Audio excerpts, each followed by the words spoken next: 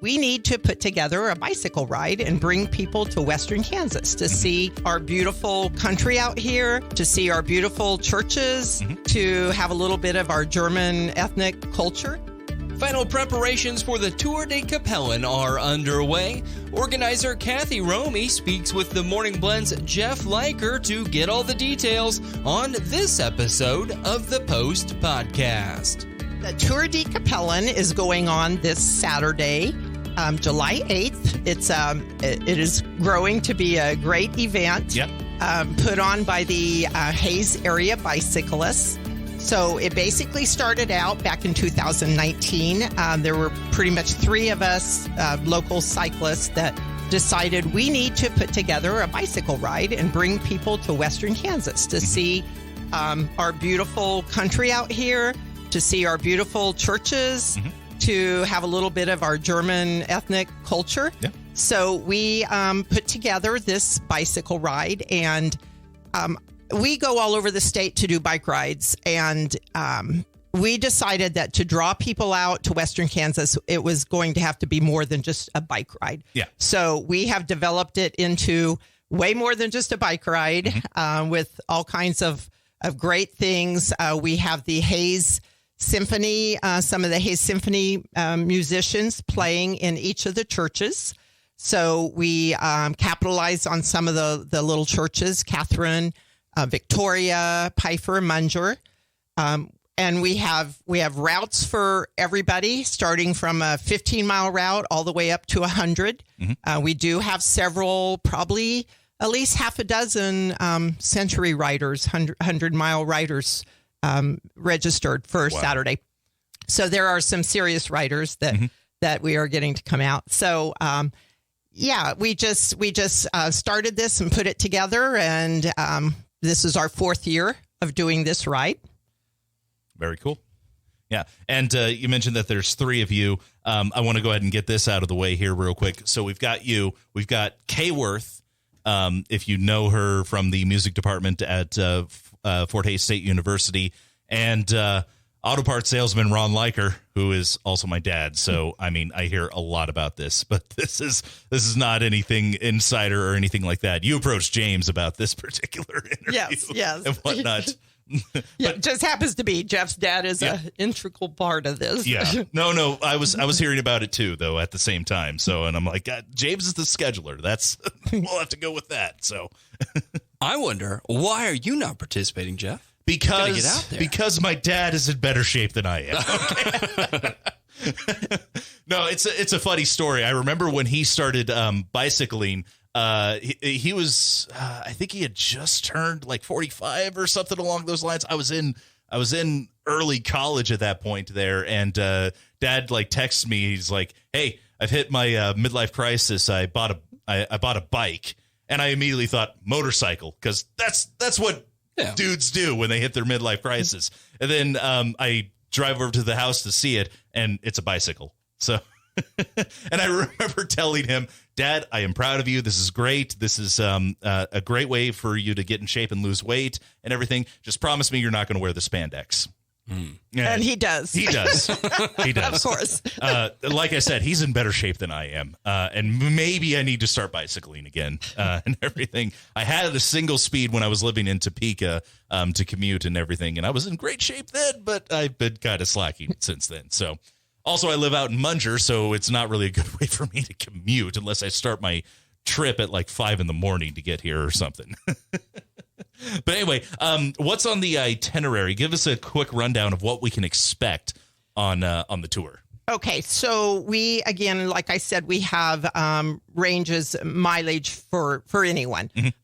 So starting at a 7:30 takeoff time, and we actually have the Ellis County Sheriff and the Hayes City Police are great help to us. They we start at Municipal Park. The riders will take off at 7:30. We have the police closing off some of the busy intersections to get us out of town. This year we are up to right now 240. Now that also includes about 50 people on the bus, and I'll talk about the bus here in a little bit that we added last year.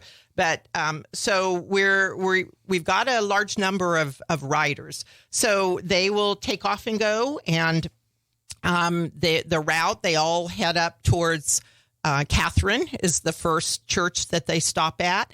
At each church, we have a SAG. That is a support and gear is what that stands for. And that's where they stop and they get to go in, like I say, and listen to music.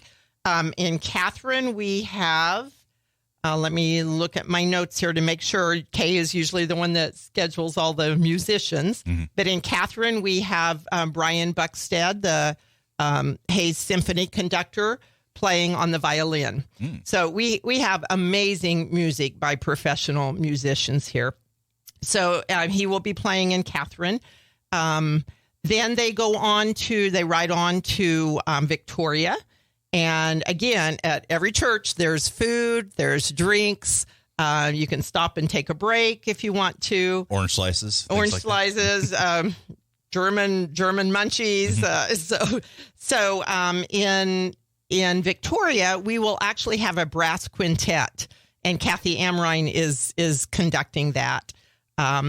So then those people that want to just do 30 miles then will come from Victoria straight back to Hayes. So that's the 30-mile route. But you can add on to that. You can go down to Pfeiffer, where we have a harpist, Jane Hyde. I believe Jane comes from Wichita. And I got to listen to her in Munger last year. Beautiful. And then for those that want to even go farther, they can go to Munger. At Munger, we've got, actually we have like 2 shifts of musicians there. The first shift is the Hayes Symphony Orchestra principal flutist and clarinetist, Hillary Shepard and Kristen Pisano are playing there. And then after that, Ben Klein, the Hayes Symphony Orchestra cellist, is playing. So the riders can add on.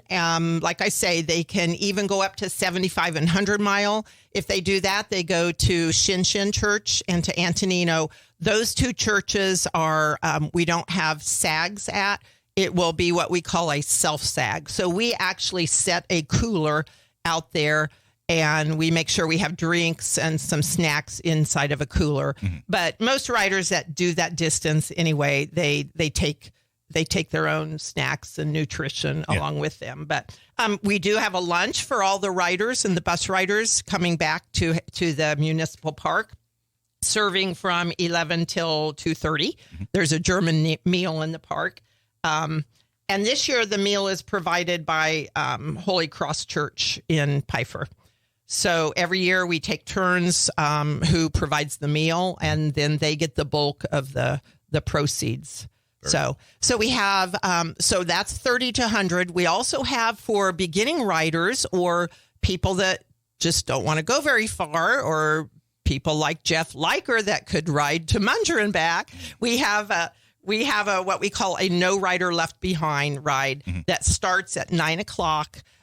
We lead it. We make sure we have somebody in the front, somebody in the back. We don't leave any riders behind. We go as the pace, the back goes the pace that they need to. They ride out to Munger, stop, listen to music, come back in.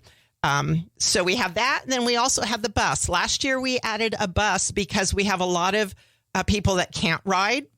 We have spouses of riders. So we added a bus last year. It was a hit. It sold out really fast. We had like 50 people on the bus. This year we have a bus, and we actually, like within the last couple days, have just added another small bus. So I just want to say there's still 10 open spots if anybody still wants to register on the bus. Okay. And how much do tickets cost for this? So tickets went up on June 23rd. So they are $85 for the bus and $55 now for the riders. Okay. Very cool. Kathleen, we only got a couple of minutes left here. Is there anything else that we want to touch on before we break away? Well, I just want to say that it takes a lot of community members to put this on, and we have volunteers from not only the Hayes Area Bicyclists, But each of those locations, Catherine Victoria Pfeiffer Munger, the music department, I already mentioned Ellis County Sheriff, Hayes Police, just a lot of community members that helped to put this on. So we just want to thank them, plus all our sponsors that donate money to us.